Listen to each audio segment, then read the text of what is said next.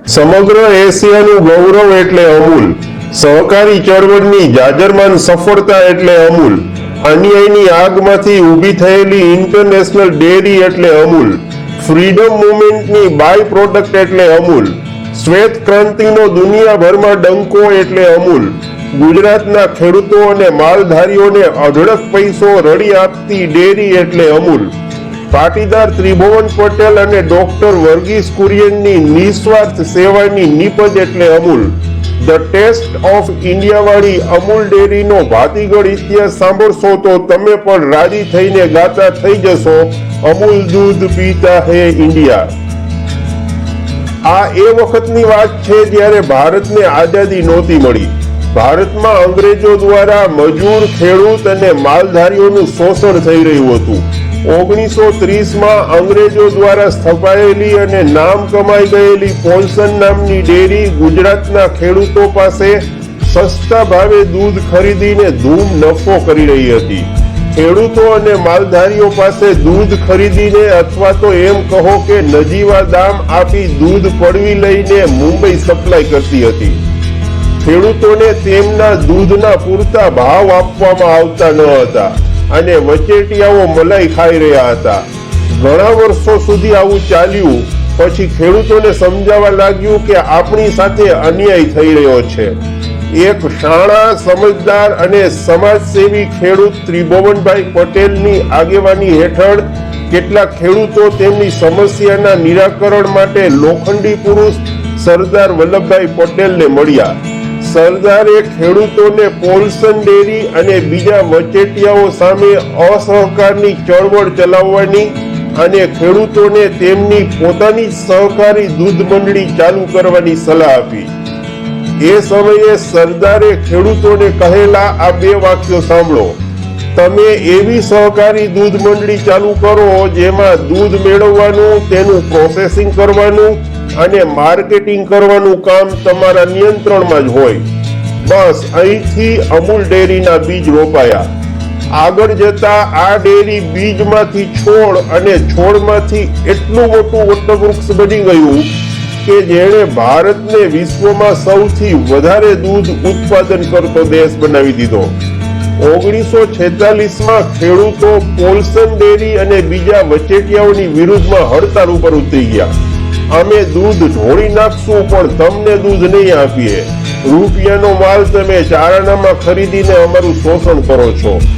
અમે અમારી પોતાની દૂધ મંડળી ચાલુ કરીશું.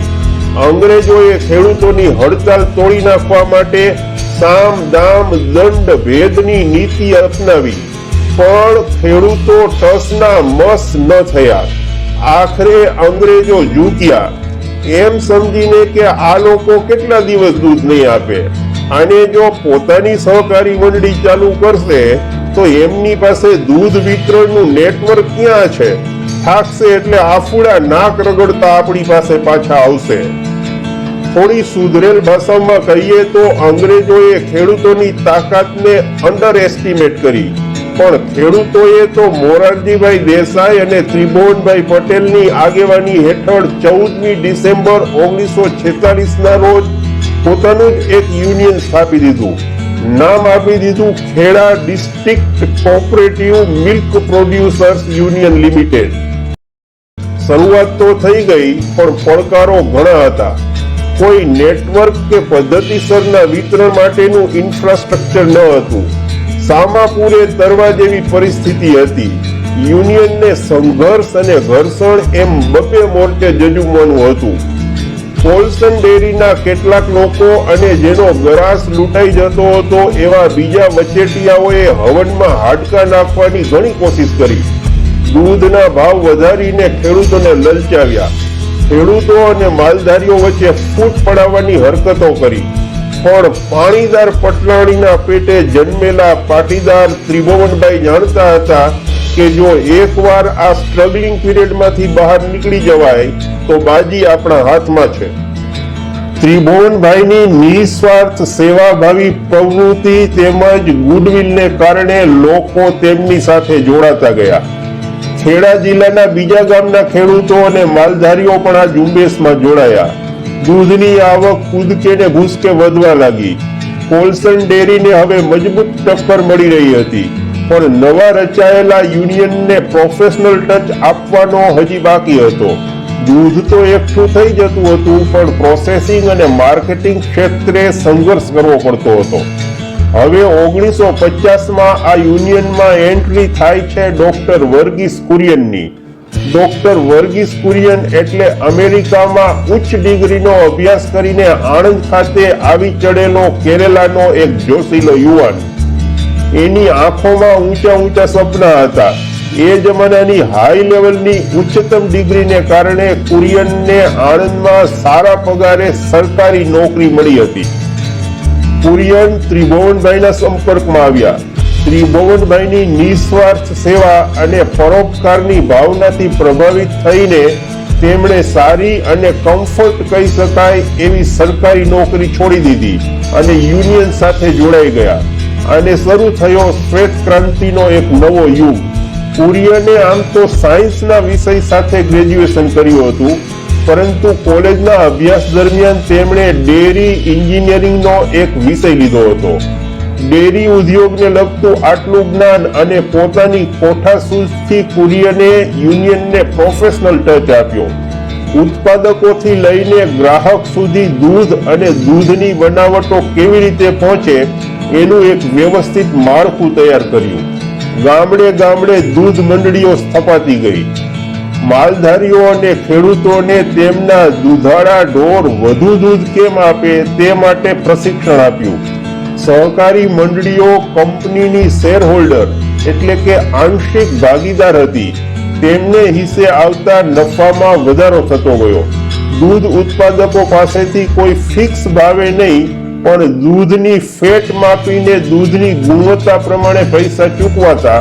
આથી ભેળસેળ કે અન્ય ગેરરીતિઓનો કોઈ અવકાશ જ ન હતો. દૂધ ઉત્પાદકો દિવસમાં 2 વખત દૂધ મંડળીમાં દૂધ જમા કરાવી શકે અને તેમને વહેલી તકે દૂધના પૈસાનું ચૂકવણું થઈ જાય એવી વ્યવસ્થા હતી. ડોક્ટર કુરિયન પારદર્શિતા અને સહકારિતાના આગ્રહી હતા, જેને કારણે કંપનીની શાખ બંધાતી ગઈ અને વધતી ગઈ. જોતજોતામાં ગુજરાતનું એક નાનકડું શહેર આણંદ વિશ્વના નકશા પર મિલ્ક સિટી તરીકે પ્રખ્યાત થઈ ગયું. એ જમાનામાં દૂધનો પાવડર ફક્ત ગાયના દૂધમાંથી જ બનતો. ડોક્ટર કુરિયને આપબળે ફોર્મ્યુલા તૈયાર કરીને ભેંસના દૂધમાંથી પણ દૂધનો પાવડર બનાવવાનું શરૂ કર્યું, જેને ઝળહળતી સફળતા મળી. ભેંસના દૂધમાંથી પાવડર બનાવવાની રીત એ ડોક્ટર વર્ગીસ કુરિયને સમગ્ર વિશ્વને આપેલી મહામૂલી ભેટ છે. 1964માં તે વખતના વડાપ્રધાન લાલ બહાદુર શાસ્ત્રીને પશુ આહાર પ્લાન્ટના ઉદ્ઘાટન માટે આણંદ ખાતે આમંત્રિત કરવામાં આવ્યા. વડાપ્રધાનના નિર્ધારિત કાર્યક્રમ મુજબ તેમને તે જ દિવસે પાછું ફરવાનું હતું, પણ અમૂલ ડેરીની ઉડીને આંખે વળગે એવી સફળતા અને ટ્રાન્સપરન્ટ કાર્યપ્રણાલી જોઈને તેઓ અત્યંત પ્રભાવિત થઈ ગયા અને આણંદ ખાતેનું પોતાનું રોકાણ વધાર્યું. બધી સહકારી મંડળીઓની વિગતોનું બારીકાઈથી નિરીક્ષણ કર્યું. ડોક્ટર વર્ગીસ કુરિયન અને અન્ય લોકો સાથે શાસ્ત્રીજીએ લાંબી મીટિંગ લીધી. શાસ્ત્રીજીએ જોયું કે આ અમૂલ ગુજરાતના ખેડૂતોને આર્થિક રીતે સદ્ધર બનાવી રહી છે, તો આ મોડેલ રાષ્ટ્રીય સ્તરે આખા ભારતમાં કેમ અમલમાં ન લાવી શકાય? જેના ફળ સ્વરૂપ 1965માં રાષ્ટ્રીય ડેરી વિકાસ બોર્ડની સ્થાપના થઈ. ડોક્ટર કુરિયન તેના ચેરમેન નિમાયા અને અમૂલ મોડેલની તર્જ પર સમગ્ર ભારતમાં સહકારી ડેરી ઉદ્યોગ ફૂલ્યો ફાલ્યો.